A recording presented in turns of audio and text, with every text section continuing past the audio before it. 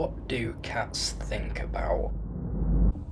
Hey everyone, and welcome back to another video. Today I wanted to talk you through the origin story of my first ever comic book, What Do Cats Think About?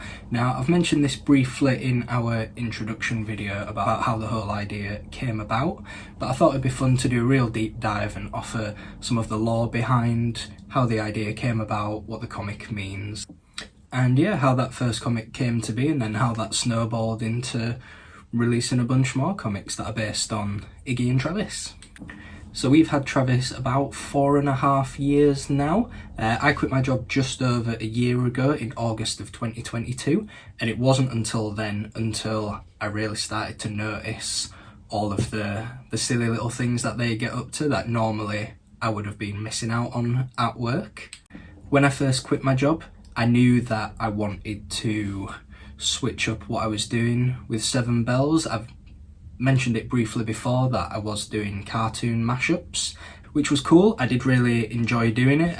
I still really enjoy the medium now, although I haven't actually drawn anything in that format for pretty much a year now, but I still enjoy seeing other people's creations. But one thing that I've always wanted to do since I was a kid is just write comic books. Now, one thing that I've experienced throughout my entire life really, and I'm sure other creatives can say the same, especially throughout the period when you're in school and you're sort of starting to figure out what it is that you want to do as a job. Anything that's really creative, especially in the art and design sector, is not really perceived as a real job, and they'll push you into something else that's more likely to earn you a stable income, because that's just the system that we work in. And even more so with comic books, you're told that you're only really going to make decent money if you work for someone of the likes of Marvel or DC, which are obviously the two biggest comic companies on the planet, and that is an incredibly high bar to set for young independent creatives. So a lot of the things that I do now are just a result of pretty much being told no my entire life, and getting to that point and that age where I've just had enough.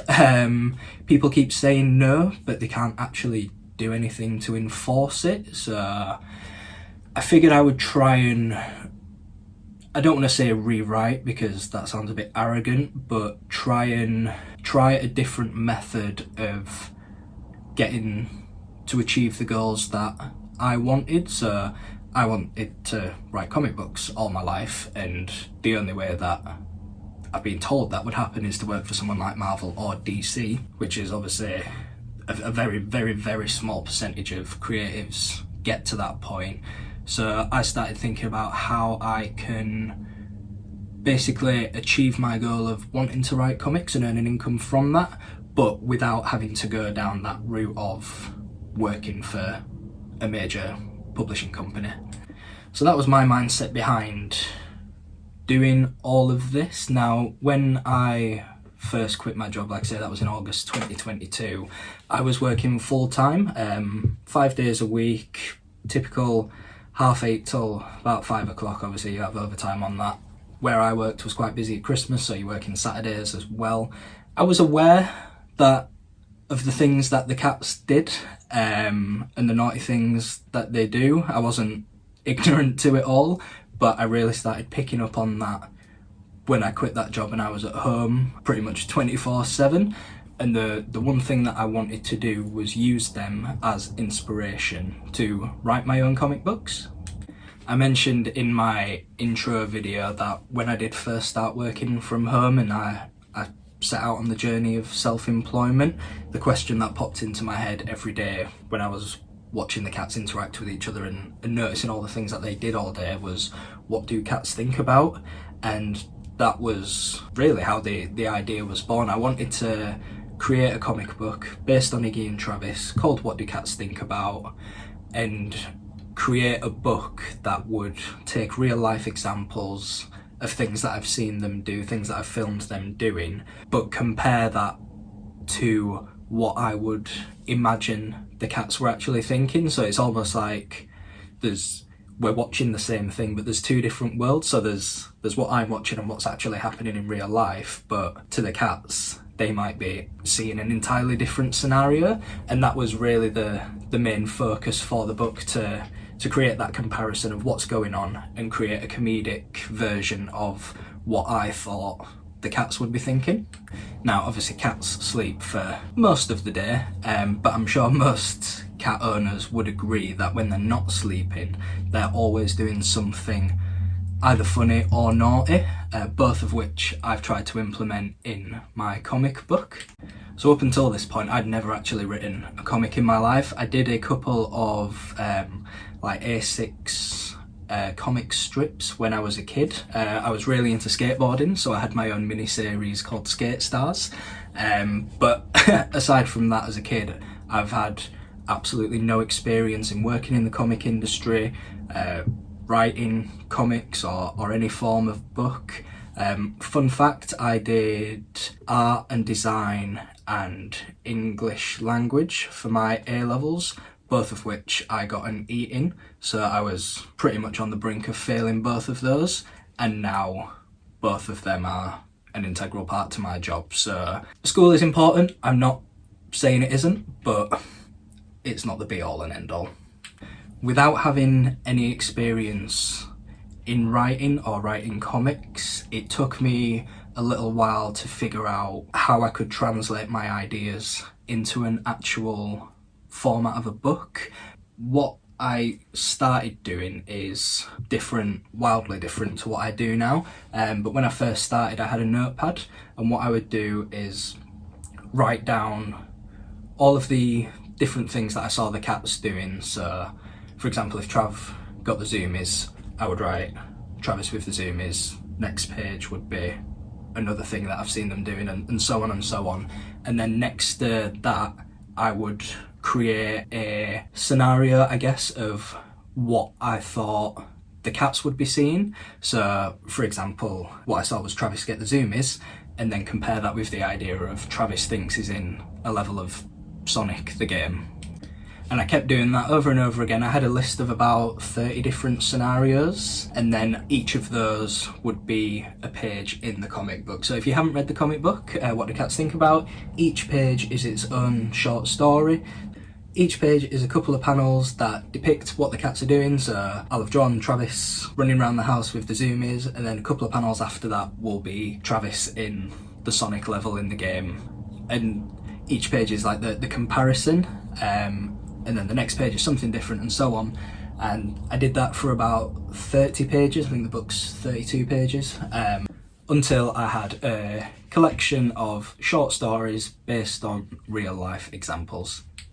One thing that I found when I started releasing the comics and the images for Iggy and Trav that I didn't anticipate at the time, which sounds daft looking back, but I was essentially eliminating half of my market immediately, because I found that people either love cats or without reason absolutely hate cats, and they're a dog person, which is absolutely fine. I used that to try and create like a sort of like a core value for Seven Bells comics. So if you love cats, I'm your guy. I write comics that you're gonna love. I did find that the people who did have cats and read the books found them absolutely hilarious and loved them, but one of the goals that I wanted was that if you're not a cat person, let me change your mind. I've written all these books and all these funny stories. A lot of people don't like cats for no particular reason other than it's just fun to not like cats. So I wanted to basically change people's way of thinking and help them understand that they're just misunderstood. Like, Travis is a black cat. I think black cats are one of the most misunderstood of all time. But that's exactly it. He's misunderstood. I wouldn't say he's purposely naughty, although he definitely pushes the boundaries on that. But I just wanted to create something that would show, yes, they do naughty things, but it's not for the sake of just being naughty. Obviously, it's a lot easier said than done to convert someone's mindset like that, because I feel like people are firmly dog people or firmly cat people, and not calling anyone out in particular, but if you are a dog person, I found it extremely hard to even get that person to entertain the idea that cats are just misunderstood. But that's all part of the fun and games, I guess. It's certainly an ongoing thing, but hopefully we'll get there one day. Now, because I'd never written a comic before, I had little to no idea of how to market that, because what I found is that the followers I had initially for all of the pop culture mashup stuff I did, barring a few exceptions, the vast majority weren't really interested in Iggy and Travis, and they were confused as to why I would suddenly switch up my art style and the direction of the business. Long story short is, obviously I'd quit that job, which was quite a turbulent time, and it just felt like a great opportunity to start again, create something new that I'd always wanted to create, and sort of push forward with something that I was genuinely passionate about, rather than just an art style that I thought was cool, but I had no real sort of innate love for it. Now, when I wrote the book, I did it in a way that the art style was simple, the language was simple, no swearing, and that the language and the art style combined was friendly for all ages. So I wanted, one of my main goals was to get kids into reading comic books, because I feel like it is a dying form. Obviously comic books, you could argue that they're more popular than ever with the likes of like the Marvel franchise and the multiverse and all the films that they're going through, but actually reading paper comics in hand, especially from younger ages, I feel like is nowhere near as popular as what it once was. But I also wanted to write it in a way that adults could read it as well. So people my age, I'm 26 now, and people who have moved out from home, have their own cats and their own life going on, would still find it funny, but not, I didn't want to make it so babyish so that adults wouldn't be interested. So what I wanted to do was create something that was fun and friendly for all ages. I don't pat myself on the back too often, but I think I did a pretty good job initially, and each book I've done since then, obviously I'm still in my first year of doing this, so I'm by no means perfect, but I do think each book has got better as well.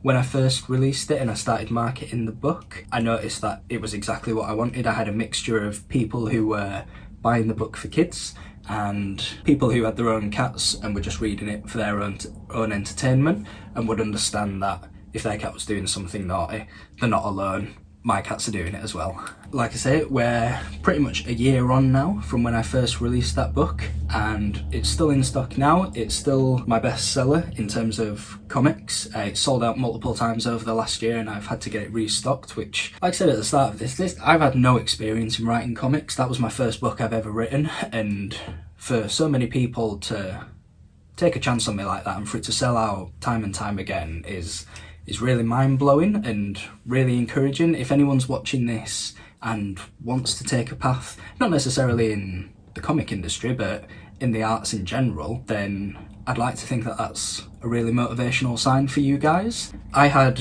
friends and family around me encouraging me to do this and sort of putting my mind at ease and sort of cheerleading me on. But other than that, I didn't have any point of reference to show that you can do that. Like I say, I was always brought up throughout school saying, well, you're not going to earn any money doing that unless you're working for big worldwide publishers. And by the way, all of my books are self-published. I've never worked with a publisher. Another rule that I had was people were saying that if you want to publish books and make money, you need a publisher to do that. Well, I've done everything myself, and I'm here a year later, so hopefully that's encouraging to you guys. But yeah, if you haven't read the book, I will leave the link in the description below to purchase, because like I say, that's still in stock. Or if you want to catch me at any events, you can follow me on social media at 7bellsco. I do at least a couple of events every month, and now that we're on the run up to Christmas, I'm basically trying to do one every single weekend from October right up until the new year. So if you want to come out and see me, I tend to do shows around Yorkshire, so you can come and see it in person and have a flick through, or you can download it on Amazon on Kindle, or if you're part of Kindle Unlimited you can get it for free as well. I hope this video has been fun for you guys. I hope it's offered you some insight into how my brain works and how the creative process has been, and basically how I started in the comic industry. Hopefully it inspires someone, if you are writing comics, to keep writing comics. Even if you don't make it into a job, it's still a really fun thing to do. Touch wood, this continues to work out, but if it doesn't, I'm still going to keep writing comics just for the love of it. If you want to keep up to date with any future comics that we release, like I say, you can follow me on social media. All the links will be in the description. If you enjoyed this video, give it a thumbs up and a comment if you'd like me to do more origin stories of other comic books that I've written. And you can also join our cult on Patreon. We have tiers starting from just £1 a month up to £15 a month and bits in between. Every tier offers a 7-day free trial, so you can see what we're all about without committing any money first and see if it's for you. You've got physical and digital benefits. You get an exclusive colouring page, access to these YouTube videos weeks before they're published onto YouTube. You can catch up on the last year's worth of content, get free mini DIY comics sent to your home, discounts on commissions and more. But I'll leave the link in the description if you'd like to learn more about that. Don't forget to like and subscribe, and I will catch you all in the next video. Thanks everyone.